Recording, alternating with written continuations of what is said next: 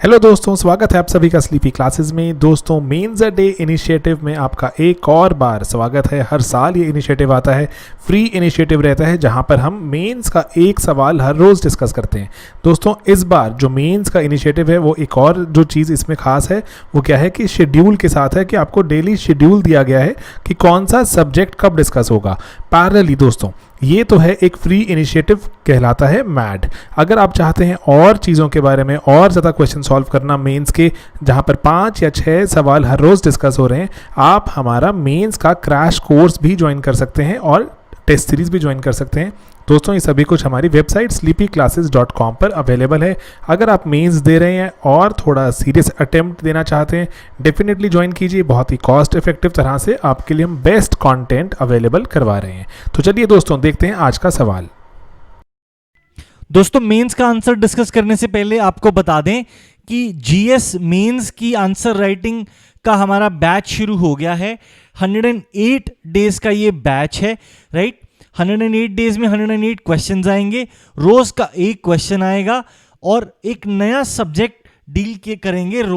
हर रोज एक different subject से question आएगा एंड आपको उसका आंसर लिखना है, हमें भेजना है, उसको हम चेक करेंगे, उस पर फीडबैक देंगे, आपको वो करेक्टेड आंसर कॉपी भेजेंगे, उसका एक वीडियो सॉल्यूशन प्रोवाइड करेंगे और ये सब कुछ चलेगा एक सेट स्केड्यूल के अकॉर्डिंग।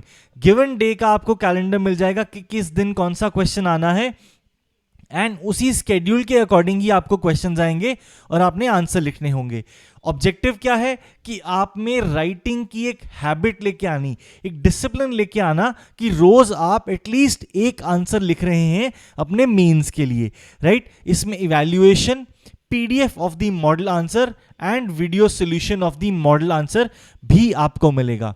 अगर आपको इसके बारे में और इन्फॉर्मेशन चाहिए, आप हमारी वेबसाइट www.sleepyclasses.com पे जाइए। वहाँ पे आपको ये एक बैनर मिलेगा, बैनर पे क्लिक कीजिए और आपको हमारे इस पूरे कोर्स की इंफॉर्मेशन यहाँ पे मिल जाएगी। स्केड्यूल यहाँ पे आपको लगा हुआ मिल जाएगा। ये जो है ऑर्डर सेम रहेगा, ऑर्डर में कोई डिफरेंस नहीं है। जहाँ तक डेट्स का सवाल है, डेट्स आपके इस मेंस आंसर राइटिंग बैच 1 के अकॉर्डिंग लगी होंगी, राइट। कॉस्ट है इसकी 10,000 including all government taxes of GST, right. तो ये मेंस आंसर राइटिंग बैच। चलिए देखते हैं आज का सवाल अब। हेलो दोस्तों, स्वागत है आप सभी का स्लीपी क्लासेस में। दोस्तों, चलिए एक एथिक्स की केस स्टडी सॉल्व करते हैं। दोस्तों, एथिक्स की केस स्टडी जब सॉल्व करने आप लगे हैं तो इसके बहुत से तरीके हो सकते हैं सॉल्व करने के। यहाँ पर मैं आपको एक बिल्कुल सरल सा, एक आसान सा तरीका समझाने की कोशिश कर रहा हूँ जो कि आपको बहुत सी केस स्टडीज़ में जनरली हेल्प कर सकता है अपने आंसर को स्ट्रक्चर करने की।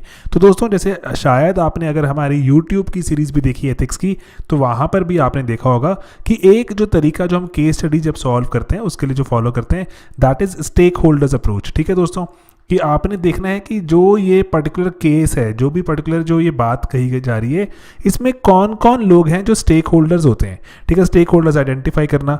ठीक, तो अब यहाँ पे जैसे मैं एक केस स्टडी पढ़ता हूँ आपके सामने and then we look at the stakeholders. तो दोस्तों, यहाँ पे केस स्टडी आप चाहे पॉज कर सकते हैं, पॉज करने के बाद आप इसको समझिए, देखिए कि क्या क्या ये केस डिमांड क्या कर रहा है। अकॉर्डिंगली हमें केस स्टडीज जो सॉल्व करने का तरीका भी समझ आएगा।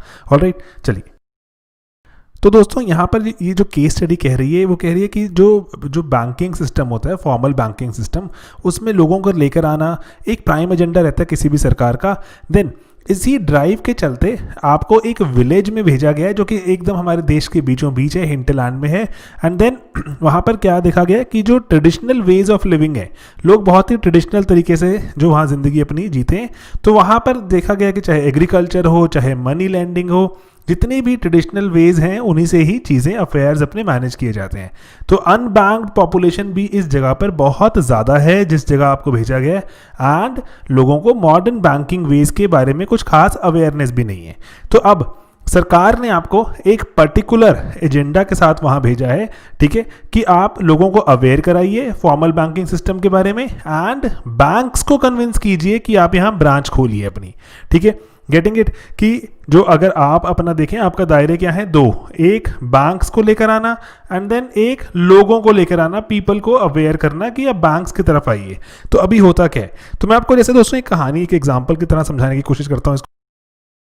दोस्तों इमेजिन कीजिए, जैसे एक ये बात है, वैसे शायद 1890 की बात है, तो एक पर्टिकुलर इंसान को जब वो अफ्रीका गया, तो वहाँ पर जाकर उसने देखा कि लोग वहाँ जूते नहीं पहनते। तो जब वो वापस आया तो उसने बताया कि वहाँ जूते नहीं पहनते, अपने दोस्त को बताया। तो वो जूता बनाने वाली किसी कंपनी में काम करता था, तो उसने दोस्त को बताया वहाँ लोग जूते नहीं पहनते।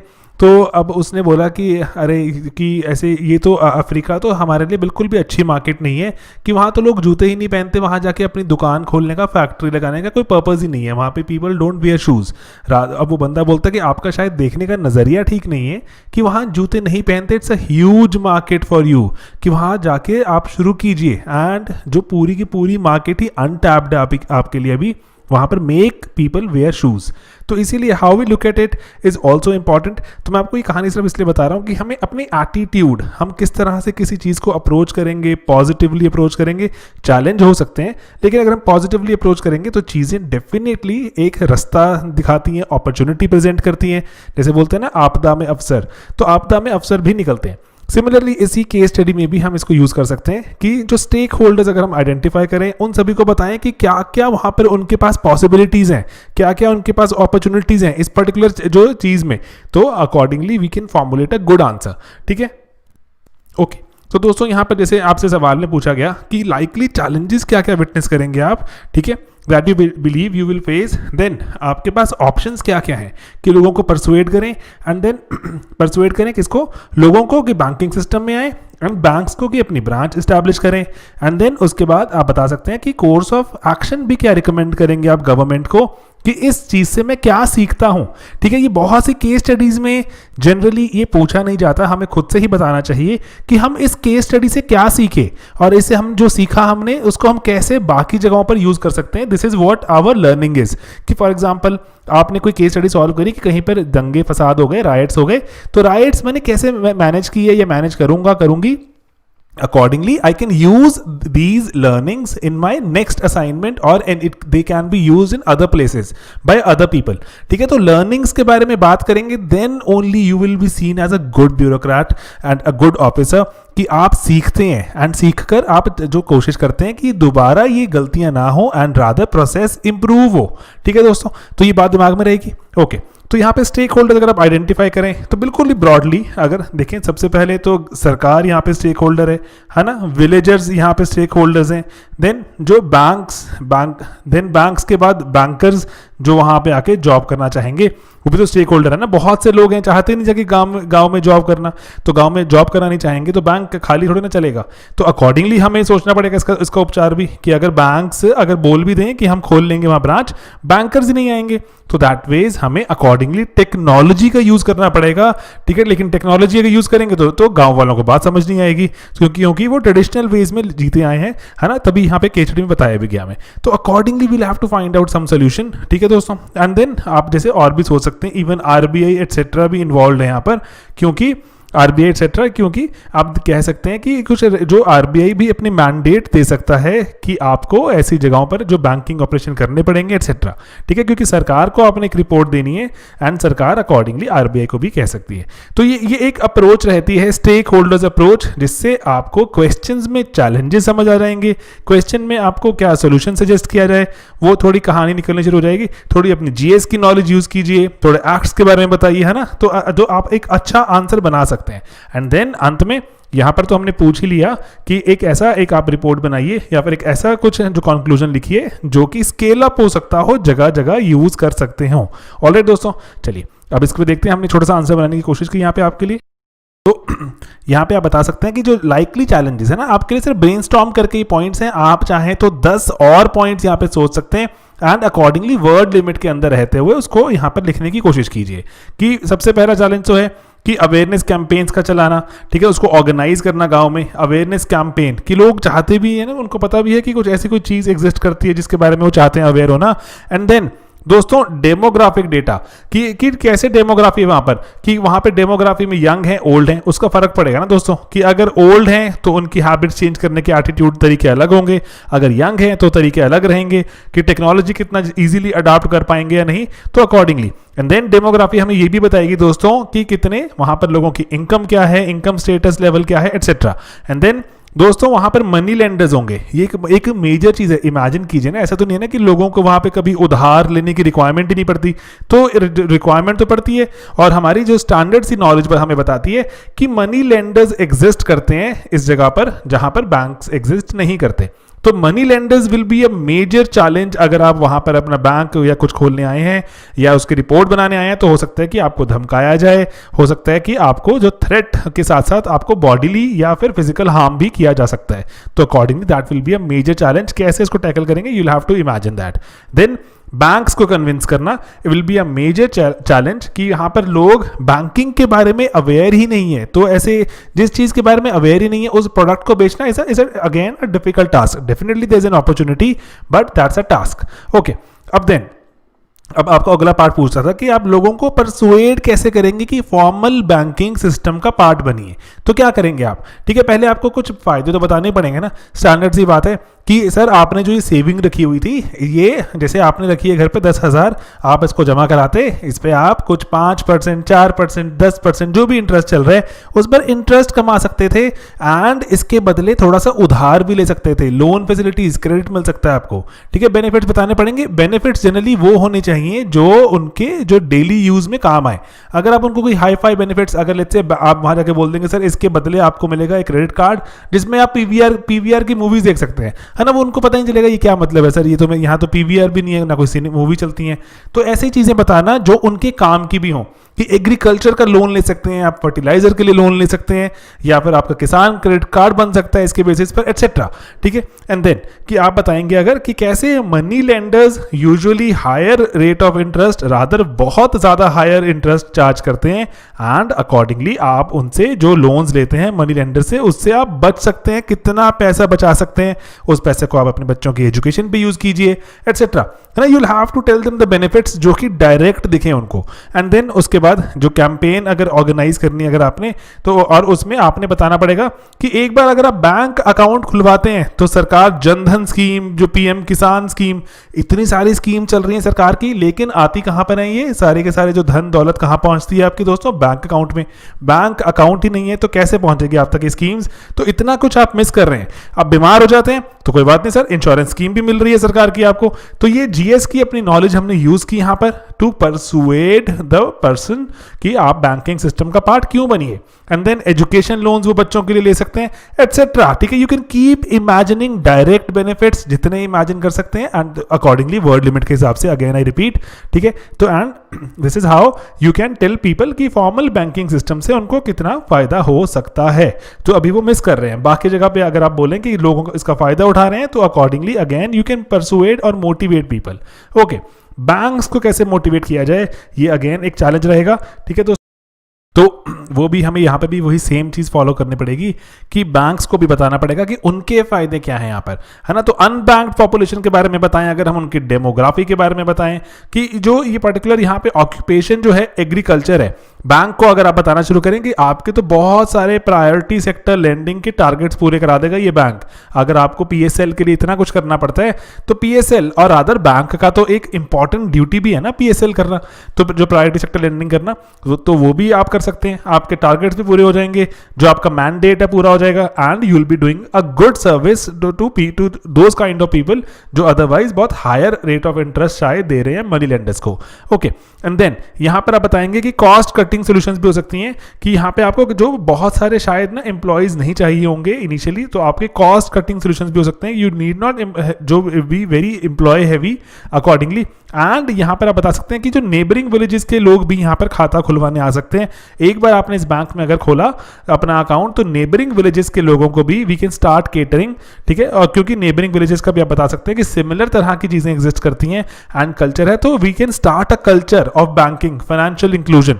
एंड देन जो यहाँ पे बता सकते हैं कि बैंक्स जो हैं सरकारी बहुत सारी प्रमोशंस करते हैं, एडवर्टीजमेंट करते हैं, उससे एडवर्टीजमेंट से जो आप अगर हम ब्रांच खोलेंगे तो you can start earning some money. Private players के भी आप यहाँ पर लो कॉस्ट प्रोडक्ट्स रख सकते हैं and accordingly you can start earning money. ठीक है दोस्तों, तो ये आपको बताना है बैंक्स के फायदे कि बैंक्स एडवर्टीजमेंट से कमा सकते हैं, बैंक बाकी प्राइवेट प्लेयर्स के प्रोडक्ट यहाँ पे जैसे इंश्योरेंस स्कीम एक्सेट्रा रख सकते हैं, फायदा होगा।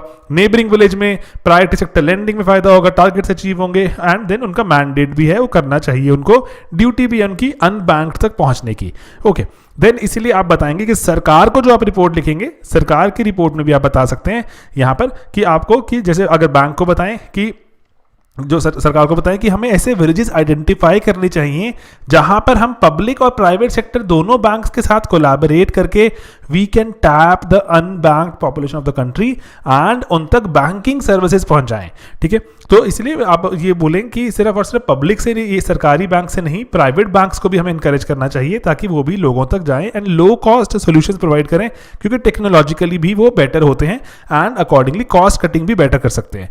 एंड देन उसके बाद आप बोलें कि नाबार्ड के साथ कोलैबोरेट कर सकते हैं, रीजनल स्टेट बैंक्स के साथ कोलैबोरेट कर सकते हैं, रूरल बैंकिंग में काफ़ी एक्सपर्ट हैं एंड जो ये स्पेसिफिक है ना, आप जीएस की नॉलेज यूज़ कर रहे हैं तो बता रहे हैं कि सर ये स्पेसिफिक हैं जो बैंक्स जो कि रूरल बैंक्स के लिए फेमस हैं, रूरल बैंकिंग के लिए फेमस है, इनको हमें यूज़ करना चाहिए। एंड देन उसके बाद आप टेक्नोलॉजिकल एडवांसमेंट कि अगर मोबाइल फोन्स वगैरह आ गए हैं तो accordingly we can start telling them about various bank जो फैसिलिटीज ऑफ बैंकिंग। तो टेक्नोलॉजिकल एडवांसमेंट्स के थ्रू हम बताएं कि एग्रीकल्चर में एडवांसमेंट हुआ, तो दोस्तों यहाँ पर ना ये इंपॉर्टेंट पॉइंट है कि अगर एग्रीकल्चर में एडवांसमेंट हुआ है तो वो एडवांसमेंट का अगर फायदा उठाना है तो आपको थोड़ी कैपिटल इन्वेस्टमेंट करनी पड़ेगी, कैपिटल इन्वेस्टमेंट करनी पड़ेगी तो आपको लोन्स एक्सेट्रा चाहिए होंगे सस्ते दरों पर, यू विल रिक्वायर बैंक्स। ठीक है, तो इसीलिए आप दोनों को बता सकते हैं, बैंक्स को कस्टमर एंड कस्टमर को बैंक्स, दोनों मिल सकते हैं। एंड अकॉर्डिंगली रूरल क्रेडिट का जो मेजर इशू है जो सरकार फेस करती है, कोऑपरेटिव बैंकिंग को स्ट्रेंथन करने का यहाँ पर एक हम बात कर सकते हैं। एंड देन गवर्नमेंट की हम बात कर सकते हैं, जो सेंट्रल गवर्नमेंट स्टेट गवर्नमेंट है वो बहुत सारे बैंक्स की जो इस तरह से एक जो रिक्वायरमेंट है कि वो कैपिटल इन्वेस्टमेंट करें जगह जगह पर जाकर, तो वो भी रिक्वायरमेंट पूरी हो सकती है। ठीक है, तो यहाँ पर आप जैसे बाकी आप बोल सकते हैं कि लीड बैंक स्कीम होती है ना, जो ये स्टैंडर्ड से जो आप जो अपने जीएस के आइडियाज़ को यूज़ कीजिए and lead bank scheme etcetera use करके सरकार अपने जो नो फ्रिल्स अकाउंट की बात कर सकती है कि नो फ्रिल्स अकाउंट खोलें and accordingly bringing the unbanked into the banking system. Technology का यूज़ कर सकते हैं। तो अगर आप चाहें तो इसमें आप चैलेंजेस भी बता सकते हैं। ठीक है दोस्तों, तो अगर वर्ड लिमिट परमिट करे कि इसमें, लेकिन we'll have to witness a few challenges. ठीक है, तो चैलेंजेस क्या क्या होंगे कि ये सब कुछ करने में क्या क्या चैलेंजेस आ सकते हैं कि पहला जैसे सबसे स्टैंडर्ड होता है कॉस्ट, है ना, कॉस्ट की बात हो जाएगी कि बैंक्स की कॉस्ट इंक्रीज होगी। ठीक है, तो या फिर आप इमेजिन कीजिए और क्या क्या चैलेंजेस हैं। जैसे मैंने आपको पहले बताया था कि ह्यूमन रिसोर्स का एक मेजर चैलेंज है, they might not want to relocate. वो कहेंगे कि हमें नहीं जाना एक रूरल लोकेशन पर। ठीक है, तो they will might not want to relocate. तो अकॉर्डिंगली इसी के सोल्यूशन सजेस्ट करने हैं हमें एंड हमारी केस स्टडी कंप्लीट हो जाती है। तो आप मुझे प्लीज़ यहाँ नीचे कमेंट्स में बताइए। I am not really sure कि how many of you would be listening this up to this point particularly. तो अगर आप सुन रहे हैं अभी तक तो आप मुझे बताइए कम से कम 3 चैलेंजेस और कि क्या क्या चैलेंजेस हैं। ठीक है, and then what could be the way out of this, कि क्या क्या इससे हम वे आउट निकाल सकते हैं, कि ये चैलेंजेस कैसे ओवरकम किए जा सकते हैं। हमारी केस स्टडी कंप्लीट हो जाएगी दोस्तों। तो ये अगर आप जो जैसे ना केस स्टडी करना सीख जाओगे, केस स्टडी का डर निकल जाएगा and you will start getting a lot of marks. बहुत से बच्चों को केस स्टडी का सिर्फ डर रहता है कि केस स्टडी सॉल्व कैसे करें एक्सेट्रा एक्सेट्रा। तो उसका जो आपका डर निकालना ज़रूरी है। एंड आंसर राइटिंग के हमारे जैसे जो कुछ छोटे छोटे कोर्सेज भी चलते हैं, आप ज्वाइन कर सकते हैं उनको भी। बैच 2 चल रहा है शायद अभी, है ना, बैच 2 चल रहा है, उसको ज्वाइन कर सकते हैं आप। देन बैच 3, 4 भी आ जाएगा। तो accordingly what ever you feel comfortable joining you can join. तो बहुत ही लो कॉस्ट कोर्सेज हैं एंड पर्टिकुलरली जो हमारे यहाँ पे जो यूट्यूब पर ही इतना कुछ कंटेंट अवेलेबल है, you can also take benefit from that, make good of it. ठीक है दोस्तों, तो ये फ़ायदा उठाओ एंड पढ़ाई लिखाई करो। चलो मिलते हैं एंड इसका मुझे कमेंट्स में बताओ कि क्या चैलेंजेस हैं, कम से कम 3 और एंड उनके फिर वे अहेड कि क्या क्या उस पर किया जा सकता है। ऑलराइट दोस्तों, चलिए मिलते हैं अपने अगले वीडियोज़ में बहुत ही जल्द। बाय बाय दोस्तों, टेक केयर।